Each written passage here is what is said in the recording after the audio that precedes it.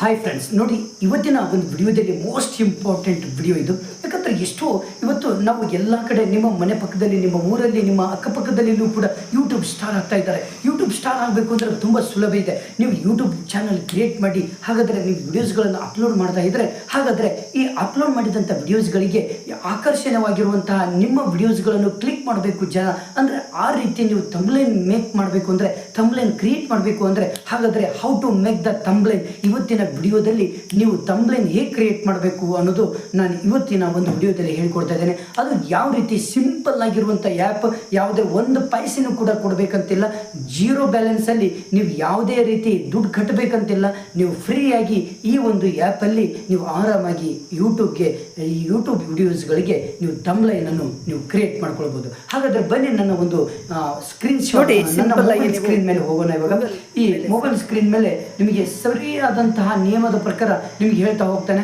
ಬನ್ನಿ ಹಾಗಾದರೆ ಸಿಂಪಲ್ ಆಗಿ ನೀವು ಪಿಕ್ಸ್ಲ್ಯಾಬ್ ಅಂತ ಇರುತ್ತೆ ನೋಡಿ. ಸಿಂಪಲ್ ಆಗಿ ನೀವು ಗೂಗಲ್ ಮೇಲೆ ಸರ್ಚ್ ಮಾಡಿ.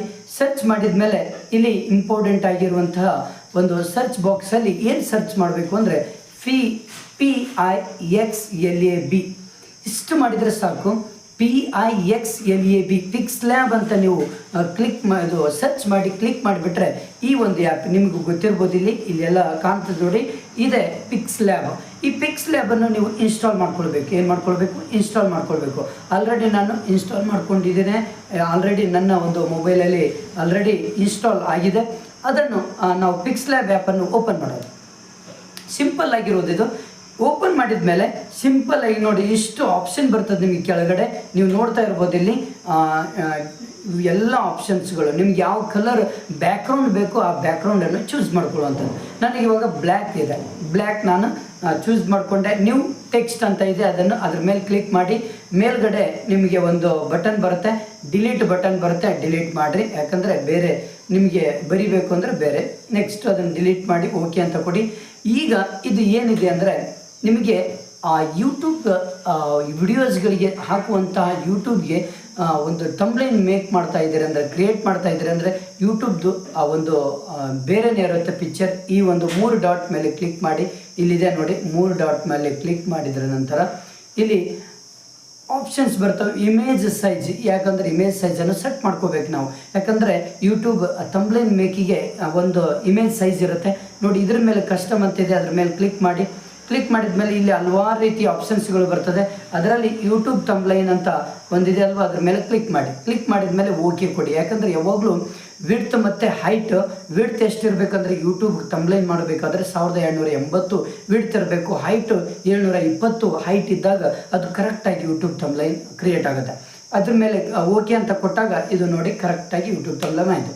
ನಿಮ್ಗೇನು ಬರಿಬೇಕು ಇವಾಗ? ಬರಿಬೇಕಾದ್ರೆ ನಿಮ್ಗೆ ಏನಾದರೂ ನಿಮ್ಮ ಒಂದು ಯೂಟ್ಯೂಬ್ ಚಾನಲ್ಗೆ ತಕ್ಕಂತೆ ನೀವು ಏನಾದರೂ ಟೆಕ್ಸ್ಟ್ ಮಾಡಬೇಕು ಅಂದರೆ ಇಲ್ಲಿ ಎ ಅಂತ ಇದೆ ಅಲ್ವಾ, ಇಲ್ಲಿ ಕೆಳಗಡೆ ಆಪ್ಷನ್ ಇದೆ 1 2 3 4 5 ಅಂತ. ಇಲ್ಲಿ ಈ ಎ ಅಂತ ಆಪ್ಷನ್ ಇದೆಯಲ್ಲ, ಅದ್ರ ಮೇಲೆ ಏನು ಮಾಡಬೇಕು ನೀವು? ಕ್ಲಿಕ್ ಮಾಡಬೇಕು. ಕ್ಲಿಕ್ ಮಾಡಿದ ಮೇಲೆ ಇಲ್ಲಿ ಟೆಕ್ಸ್ಟ್ ಅಂತ 2 ಆಪ್ಷನ್ ಬರುತ್ತೆ. ಟೆಕ್ಸ್ಟ್ ಅಂತ ನೀವು ಓಕೆ ಕೊಡಬೇಕು. ಈಗ ಏನು ಮಾಡಬೇಕು? ನೆಕ್ಸ್ಟ್ ಅದ್ರ ಮೇಲೆ ಎಡಿಟ್ ಅಂತ ಇದೆ ಆಪ್ಷನ್ ಕೆಳಗಡೆ ಇದೆ ನೋಡಿ, ಎಡಿಟ್ ಮೇಲೆ ಕ್ಲಿಕ್ ಮಾಡಿ. ಕ್ಲಿಕ್ ಮಾಡಿದ ಮೇಲೆ ಇದನ್ನು ನ್ಯೂ ಟೆಕ್ಸ್ಟ್ ಅಂತ ಅದನ್ನು ಡಿಲೀಟ್ ಮಾಡಿ ನೀವು ಏನು ಬೇಕಾದರೂ ಬರಿಬೋದು. ಫಾರ್ ಎಕ್ಸಾಂಪಲ್ ನೋಡಿ,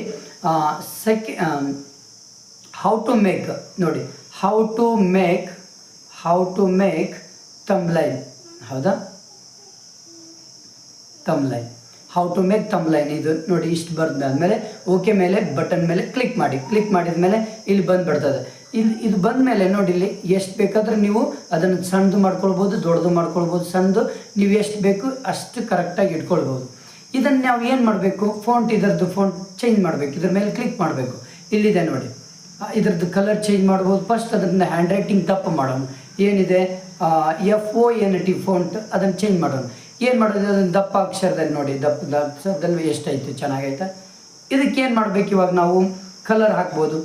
ಕಲರ್ ಯಾವ್ದು ಬೇಕಾದರೂ ಕಲರ್ ನೋಡಿ. ಇದಕ್ಕೆ ಆರೆಂಜ್ ಆದರೂ ಕೊಡಿ, ಬ್ಲ್ಯಾಕ್ ಆದರೂ ಕೊಡಿ, ಪಿಂಕ್ ಆದರೂ ಕೊಡಿ, ಓಕೆ, ಬ್ಲೂ ಆದರೂ ಕೊಡಿ, ಓಕೆ.